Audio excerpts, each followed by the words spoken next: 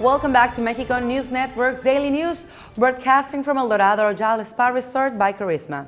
Remember to follow us on Facebook, Twitter, and Google Plus for more information, and visit our website www.mexiconewsnetwork.com. The majority of restaurants have them. Those who visit Mexico have tried them and have surely gone nuts with such delicious explosion of the tastes in their mouth. Like the saying goes, once you take a bite, you cannot stop, and that is what happens when you feast your senses with an exquisite traditional Mexican dish, fajitas. Legend states that fajitas is a dish originally from the north of Mexico, whose inception took from the creativity of Mexican rancheros, cowboys, who as part of their salary received the toughest and chewiest part from the cow to be consumed.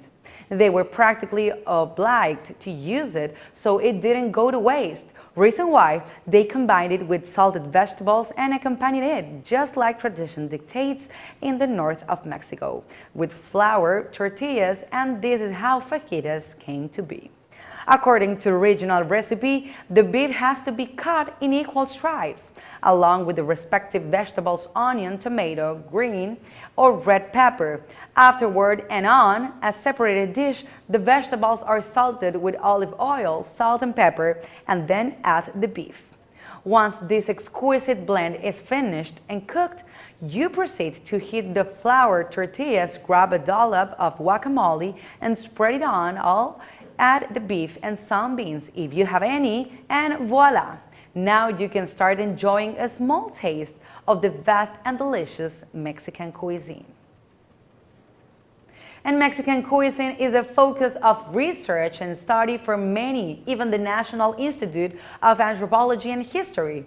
The reason behind this is because it consists of artisanal and exquisite fusions of ingredients which have been adapted through time, dating back to pre-Hispanic times. This has made Mexico's gastronomy an intangible heritage from humanity. Specifically speaking of a marvelous state in this nation located in the southeast of Mexico, Veracruz, there is a lot to be said. Typical and traditional gastronomy from Veracruz is a marvelous blend of scents and flavors, which are the direct reflection of its flora and fauna. They are also the product of a mixture of cultures from indigenous from some African roots and the Spaniards. For example, in the Sotavento area, this fusion is kept alive and can be seen in traditional recipes and dishes consumed today, like the stone tamal, beans with fried banana, or turtle mouse style. He also mentioned that in the south of Veracruz, one can find a very different kind of cuisine. This is because the Popoluca civilization from the Soteapan mountain range would base their daily food intake on resources found in the jungle, while the Nahuas from the Papahan region elaborated dishes from fruits of the ocean, rivers, and coasts. The region of the Tuxtlas, Chacalapan, and San Juan Evangelista, there is a vast African and crossbreed influence with Zapoteca, which certainly distinguishes them from the rest of the area. Some of the dishes that we can today enjoy deriving from the region's ancestral lifestyles are the mogo mogo, which is mashed up banana with cheese, feta, on top on pork skin, beans with blue crab, and cowboy mole, which is a dish from the Chacalapan region with African roots, made with the smoked beef. As you can see, Veracruz is an entire experience on its own. Discover and enjoy it. Due to its antiqueness, chocolate's history is quite extant, but we can simplify it by explaining the most important details. In the Maya and Aztec cultures, cocoa was valued as a currency for gods' exchange and also considered as a sacred fruit reserved only for the highest commands as well as for the deities. With it, they prepared a beverage called chocolatl that also included cinnamon and vanilla. This beverage was handed to Hernán Cortés upon his arrival, and that's where it began to spread out the love for the chocolate all around the world.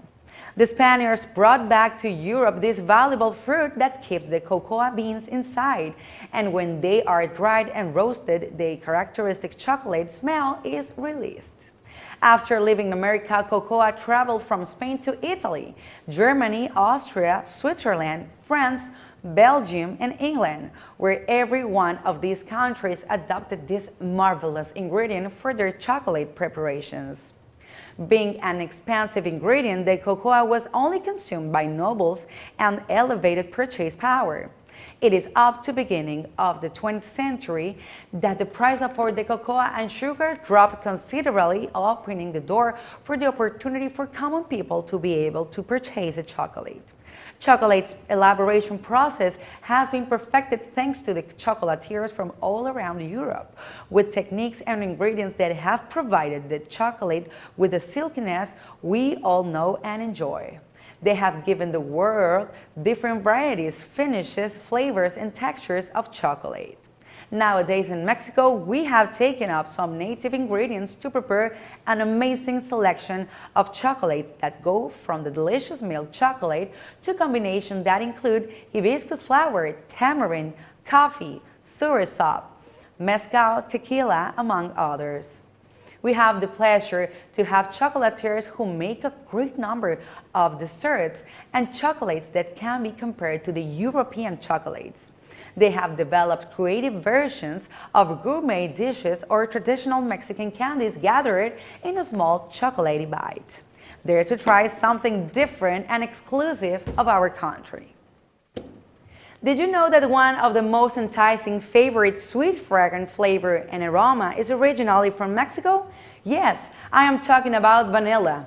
Vanilla is a natural, delicious, seductive scent and flavor that is loved all around the globe, and we are proud to say that it was Mexico's gift to the world. From pastries, desserts, savory dishes, in your coffee, as air freshener, body fragrance, and so on, vanilla has ravished people all over the world. Its story takes off in Veracruz, specifically Papantla, the city that perfumes the world. Even before pre-Hispanic times, the delicate vanilla orchid lived in the trees of this city. Totonacas were the first to learn how to cultivate and extract the amazing scent of the vanilla pods. They would pay tribute to the Aztecs in vanilla pods, which later on they would use to flavor their chocolatl, a chocolate beverage done with cocoa beans, vanilla, cinnamon, and water. Vanilla was taken by the Spanish to the Old World, in which they tried to grow the plant but were unable to do so for some time, and then discovered that the plant required manual pollination. After this, they began growing their own, but never with the same flavor of the native Mexican vanilla. Vanilla is the second most expensive spice in the world, just after saffron, due to the high cost of production. Nowadays, Mexico is the 7th producer in the world of vanilla. Madagascar is the #1 producer in the world. It's worth mentioning that Papantla's vanilla has a designation of origin, and it is still the best flavor around the globe. For those who enjoy the taste of vanilla, you must try the natural and real flavor of it. Many food industries, such as ice cream, cookies, cakes, and other commercial foods, are done with artificial vanilla flavoring. You must try the real thing. Don't go anywhere. We'll be right back with more relevant information on Mexico and the Riviera Maya after these brief messages. Stay with us.